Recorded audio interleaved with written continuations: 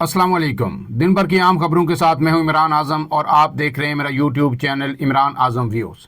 नाज़रीन, आज की जो पहली बड़ी खबर है वो ये है कि पीटीआई के वफ्द की चीफ जस्टिस ऑफ पाकिस्तान से अहम तरीन मुलाकात हुई है और इस मुलाकात में पीटीआई का जो एक आला सतह वफ्द था, तमाम अहम रहनुमा इसमें शामिल थे। उन्होंने चीफ जस्टिस के सामने शिकायत के अंबार लगा दिए हैं। वो तमाम जो शिकवे शिकायतें थी, जो कुछ पीटीआई के साथ होता रहा है या जो पीटीआई जिन जिन मामलात पर तफज़ात रखती है या जिनमें बेहतरी चाहती है, वो तमाम मामलात आज खुलकर चीफ जस्टिस ऑफ पाकिस्तान के सामने रखे गए हैं। इनकी तफसीलात मैं आपको बता देता हूँ क्योंकि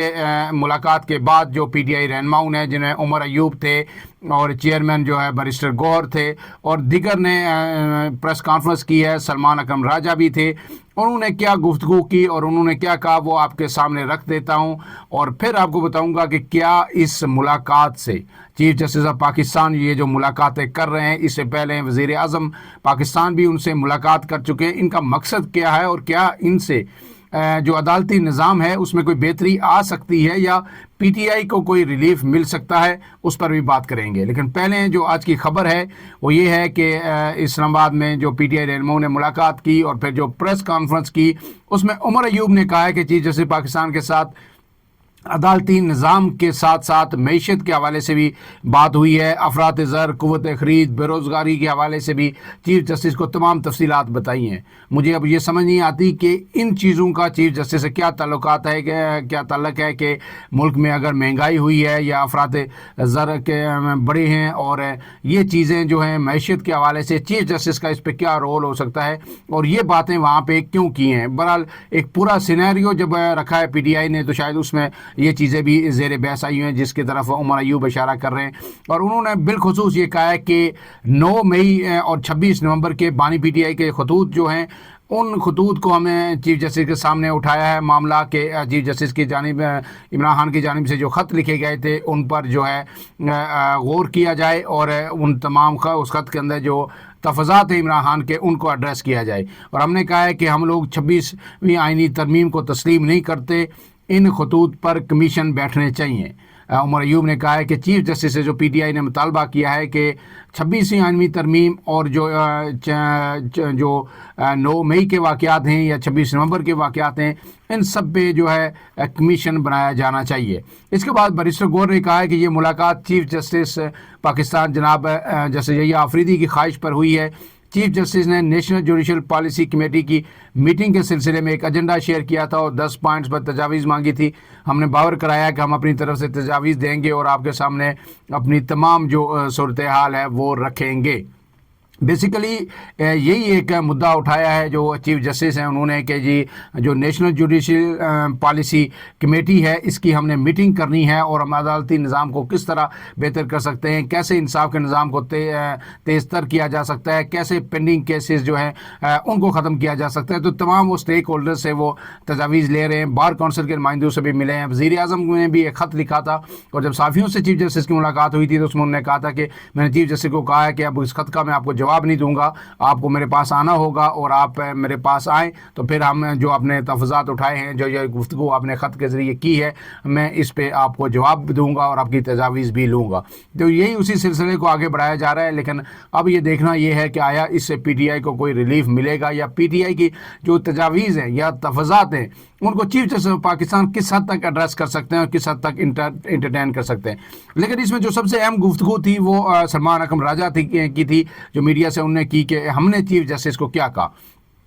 तो सलमान अकरम राजा ने कहा है कि बुनियादी बात जो चीफ जस्टिस के सामने रखी वो ये है कि मुल्क में अमलन आइन और कानून ख़त्म हो चुके हैं, ये सिर्फ किताब में लिखे हुए हैं। डिप्टी कमिश्नर एक सेक्शन लगा देता है तो बुनियादी हकूक़ को जुर्म बना दिया जाता है। अदलिया अगर ये सब कुछ होने देती है तो वो इसमें शरीक बन जाती है। उन्होंने कहा है कि हमने वाशकाफ अल्फाज में कहा है कि मुल्क में इस वक्त आइन और कानून नहीं है, अदलिया की जिम्मेदारी है कि मुल्क में आइन और कानून की बालादस्ती हो। ऐसा ना हो कि जो शख्स बात करे इस पर 100 मुकदमे बन जाएं और वह अदालतों में घूमता फिरे। इस सब के तदारुक के लिए सुप्रीम कोर्ट को ही इक़दामात करने होंगे। ये एक कंक्रीट चीज़ है जो सलमान अकरम राजा ने कही है अपनी प्रेस कॉन्फ्रेंस में। और उन्होंने मज़ीद कहा कि सियासी मामलात की वजह से मुखालिफ कार्रवाइयों को रोकना होगा। अदलिया मुदाखलत नहीं करती तो फिर अवाम अपने हाथ में मामलात लेने पर मजबूर हो जाते ہیں ایسے میں سیاسی جدوجہد کی جانب لوگ بڑھتے ہیں، کیونکہ عدالتوں سے ہمیں اور عمران خان کو ریلیف نہیں ملا جو ہمیں ملنا چاہیے تھا۔ ہم واضح کر کے آئے ہیں کہ آپ پر لازم ہے کہ آئین و قانون کو عملاً ملک میں نافذ کریں۔ یہ پورا ماحول چیف جسٹس سمیت کسی سے ڈھکا چھپا نہیں ہے۔ اب ہم دیکھیں گے کہ کیا عمل ہوتا ہے اور کس طرح صورتحال کو بہتر بنایا جاتا ہے۔ یہ سلمان اکرم راجہ کی گفتگو تھی اور میرے خیال میں اس کا لب لباب بھی یہی ہے۔ اب جو اس کے ساتھ ایک اور خبر ہے کہ اپوزیشن آپ کو پتہ ہے کہ بڑی متحرک ہے، ایک گرینڈ الائنس بن رہا ہے، محمود خان اچکزئی، شاہد خاقان عباسی، فضل الرحمان، ان سب کی ملاقاتیں ہو رہی ہیں اور یہ دوسرے چھوٹی جماعتوں سے بھی مل رہے ہیں۔ تو اب اس میں تیزی آ گئی ہے۔ اس میں تو 2 اعلانات ہوئے ہیں۔ آج پہلا اعلان یہ ہے کہ 26 اور 27 فروری کو جو اپوزیشن ہے وہ اسلام آباد میں 2 روزہ قومی کانفرنس کا انعقاد کر رہی ہے، اور اس میں بیسیکلی اس کا مقصد جو ہے آئین پاکستان کا تحفظ کے ایجنڈے سے یہ کانفرنس ہوگی، اور تمام سٹیک ہولڈرز کو، میڈیا کو، وکلا برادری کو اور تمام اپوزیشن رہنماؤں کو بلایا جائے گا کہ وہ آئیں اور اس وقت ملک کو جو سیاسی صورتحال درپیش ہے، جو چیلنجز درپیش ہیں، اس کے حوالے سے اپنی اپنی تجاویز دیں اور پھر ہم اس کو آگے بڑھائیں گے۔ آج جو یہ جو الائنس ہے یہ اس نے تیزی لائی ہے اپنی اس ملاقاتوں میں، اور 3 روزہ سندھ کے دورے پر یہ رہنما روانہ ہو گئے ہیں۔ اس میں پی ٹی آئی کے لوگ بھی ہیں اور محمود اچکزئی بھی ہیں اور باقی دیگر لوگ بھی شامل ہیں، حافظ حامد رضا بھی ہیں، اور یہ سندھ میں جو جی ڈی اے کی قیادت ہے اس سے ملیں گے، پھر وہاں پہ جو میڈیا کے لوگ ہیں، وکلا برادری ہے، اس سے ملیں گے، اور جی اے سندھ کی جو اتحاد کے سربراہ ہیں ایاز لطیف پلی جو ان سے ملیں گے، اور باقی جتنے بھی کاروباری شخصیات ہیں ان سب سے ملیں گے، اور ان کو بھی گرینڈ اپوزیشن الائنس جوائن کرنے کی دعوت دیں گے۔ 3 روزہ یہ دورہ ہوگا۔ گویا اپوزیشن بھی اب جو ہے تیزی سے حرکت کر رہی ہے۔ ہم نے آپ کو بتایا تھا پہلے بھی کہ اپوزیشن کا یہ جو فیصلہ ہوا تھا کہ 26 رمضان سے پہلے 26 یا 27 تاریخ کو ایک بڑا اگٹھ ہوگا یہاں پہ اسلام آباد میں، اور اس کے بعد پھر عید کے بعد ایک فیصلہ کن تحریک شروع کی جائے گی، اور ممکنہ طور پر جو ہے مولانا فضل الرحمان اس کو لیڈ کریں گے۔ آج مولانا فضل الرحمان کے ترجمان کی جانب سے بھی ایک بیان آیا ہے، اس نے کہا ہے کہ پارلیمنٹ میں جو مولانا فضل الرحمان نے تقریر کی ہے اس کے بعد ان کی کردار کشی شروع کر دی گئی ہے، اور ہمیں پتہ ہے کہ یہ تکلیف کس کو ہو رہی ہے کہ مولانا فضل الرحمان اپوزیشن جو الائنس ہے اس کو لیڈ کرنے جا رہے ہیں یا اس کا حصہ بننے جا رہے ہیں۔ تو جن کو تکلیف ہے وہی ہماری کردار کشی کی مہم انہوں نے شروع کر رکھی ہے۔ گویا ان کا جو اشارہ تھا وہ حکومت کی جانب تھا اور اسٹیبلشمنٹ کی جانب تھا، لیکن انہوں نے کہا ہے کہ اس سے ہمیں فرق نہیں پڑتا، اور مولانا جو ہے اپوزیشن کو ایک پیج پہ اکٹھا کریں گے۔ سر دست تک یہی ہے، لیکن کل مولانا کیا کرتے ہیں یہ کہنا قبل از وقت ہوگا۔ اس کے ساتھ جو ایک اور عام خبر ہے وہ یہ ہے کہ جناب ارسا نے، میں نے آپ کو پہلے بھی بتایا تھا، ولاگ بھی ایک ڈیٹیل میں نے اس پہ کیا تھا کہ جو گرین پاکستان انیشیٹو ہے جس کے تحت جو ہے چولستان میں آپ کو پتہ ہے کہ جو ہے اگرو فارمز کا جو افتتاح کیا گیا تھا، آرمی چیف اور مریم نواز صاحبہ نے یہ افتتاح کیا تھا، تو وہاں ایشو یہ بڑا ہوا تھا کہ دریائے سندھ سے جو 6 نہریں نکالی جا رہی ہیں اس میں جو ایک چولستان کینال تھی اس پہ سندھ نے اعتراض اٹھایا تھا۔ اس سے پہلے جو نومبر میں گزشتہ سال جو ہے وزیر اعلیٰ سندھ نے وزیر اعظم پاکستان کو خط بھی لکھا تھا اور اس پہ اپنے تفضات کا اظہار کیا تھا، اور انہیں کہا تھا کہ جب تک یہ مشترکہ مفادات کونسل اس منصوبے کی منظوری نہیں دیتی یہ منصوبہ شروع نہ کیا جائے اور اس کو کونسل آف کامن انٹرسٹ میں لے جایا جائے۔ لیکن آج جو ہوا ہے ارسا نے وہ چولستان کینال کی منظوری دے دی ہے۔ اس میں جو سندھ سے ارسا کے ممبر ہیں انہوں نے اس سے اختلاف کیا۔ وہ خبر آپ کے سامنے رکھ دیتا ہوں کہ ارسا جو انڈس ریور سسٹم اتھارٹی ہے اس نے چولستان منصوبے کو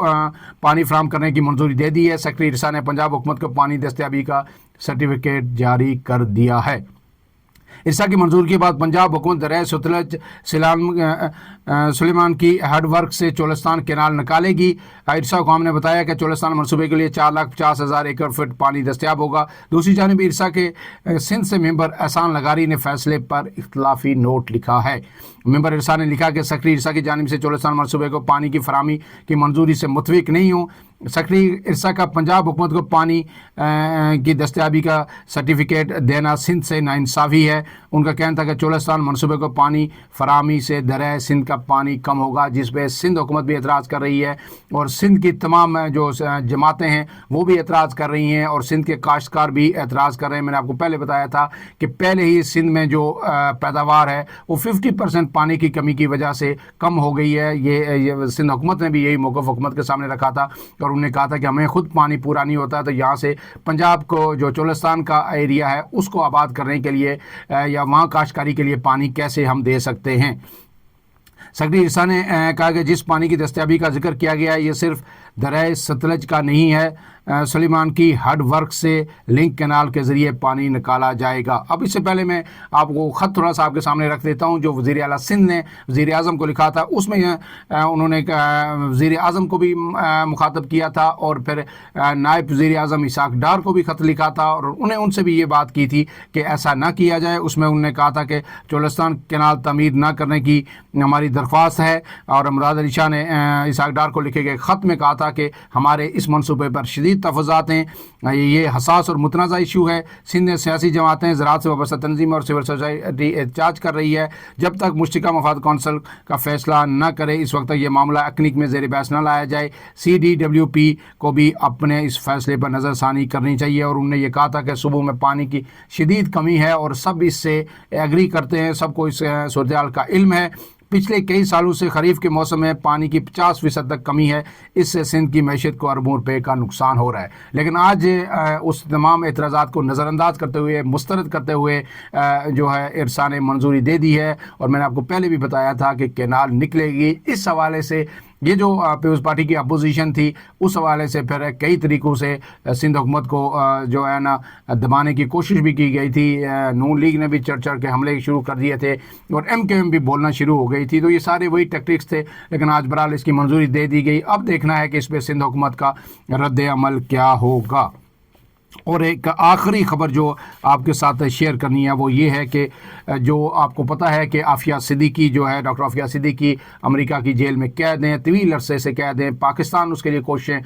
کر رہا ہے بار بار، اور سینیٹر مشتاق احمد نے بھی کوششیں کی، ملاقاتیں بھی ان سے ہوئیں، لیکن اب یہ اسلام آباد ہائی کورٹ میں ایک درخواست تھی، اس پہ آج وفاق نے جواب جمع کرایا۔ وفاقی حکومت نے شکیل افریدی کی حوالگی کے عوض عافیہ صدیقی کی رہائی کی تجویز مسترد کر دی ہے۔ وفاقی حکومت کا یہ جواب آ گیا ہے، انہوں نے کہا تھا کہ عافیہ صدیقی کے جو وکیل تھے امریکہ میں، انہوں نے ایک تجویز دی تھی کہ اگر شکیل افریدی کو امریکہ کے حوالے کر دیا جاتا ہے تو امریکہ ڈاکٹر عافیہ صدیقی کو حوالے کر سکتا ہے۔ اس پہ وفاقی حکومت سے جواب طلب کیا گیا تھا جسٹس سردار اعجاز اسحاق صاحب نے، آج اس میں جو جواب جمع کروایا، اور تو وفاقی حکومت نے یہ تجویز مسترد کر دی، اور اس میں کہا گیا کہ عافیہ صدیقی کی رہائی کے لیے شکیل افریدی کی حوالگی کی تجویز قابل عمل نہیں ہے۔ امریکہ میں قید عافیہ صدیقی کے امریکی وکیل کلائیو سمتھ نے اس حوالے سے تجویز دی تھی۔ ایڈیشنل اٹارنی جنرل منور اقبال دوگل نے عدالت کو بتایا کہ عافیہ صدیقی کی امریکی عدالت میں دائر پٹیشن کے ڈرافٹ پر کچھ تفاوضات ہیں۔ گویا جو پٹیشن کے اس کا جو ڈرافٹ ہے اس پہ بھی وفاقی حکومت نے آج اعتراضات عائد کر دیے ہیں، اور جسٹس اعجاز اسحاق نے کہا کہ عافیہ صدیقی کی رہائی کی پٹیشن کے حمایت سے پیچھے ہٹنے کے حکومتی بیان پر حیرت ہے۔ عدالت نے حکم دیا کہ ایڈیشنل اٹارنی جنرل حکومت سے ہدایت لے کر بتائیں کہ عافیہ صدیقی کی پٹیشن پر کیا اعتراض ہے۔ ایڈیشنل اٹارنی جنرل نے اس وقت موقع پہ جو گفتگو کی وہ یہ تھی کہ شکیل افریدی اور عافیہ صدیقی دونوں پاکستانی ہیں، جبکہ پاکستان اور امریکہ کے درمیان قیدیوں کے تبادلے کا کوئی معاہدہ موجود نہیں ہے، اور جو شکیل افریدی کی جو اپیل ہے وہ بھی پشاور ہائی کورٹ میں پینڈنگ ہے، لہٰذا ایسا کوئی جو تجویز ہے وہ قابل قبول نہیں ہے کہ ہم شکیل افریدی کو امریکہ کے حوالے کر دیں۔ آپ کو پتہ ہے کہ شکیل افریدی کو جو ایبٹ آباد حملہ کیس تھا جس میں اسامہ بن لادن ہلاک ہوئے تھے، اس میں مخبری اور معاونت کے الزام میں انہیں گرفتار کیا گیا تھا کہ انہوں نے ایک پولیو کمپین لانچ کی امریکہ کے ساتھ مل کے، اور پھر اس میں انہوں نے وہ جاسوسی کی اور پتہ لگایا کہ اسامہ بن لادن یہاں اس ایبٹ آباد کمپلیکس میں موجود ہیں۔ پھر انہوں نے امریکہ کو انفارمیشن دی، اور پھر اس بنیاد پر امریکہ نے وہاں پہ جو ان کا کمپاؤنڈ تھا اسامہ بن لادن کا، اس پر ریڈ کیا اور اسامہ بن لادن کو ہلاک کیا گیا۔ تو اب تک کے لیے اتنا ہی، انشاءاللہ ایک نئے ویلاگ کے ساتھ، نئی خبروں کے ساتھ آپ کے سامنے حاضر ہوں گا۔ اجازت دیجیے، اللہ حافظ۔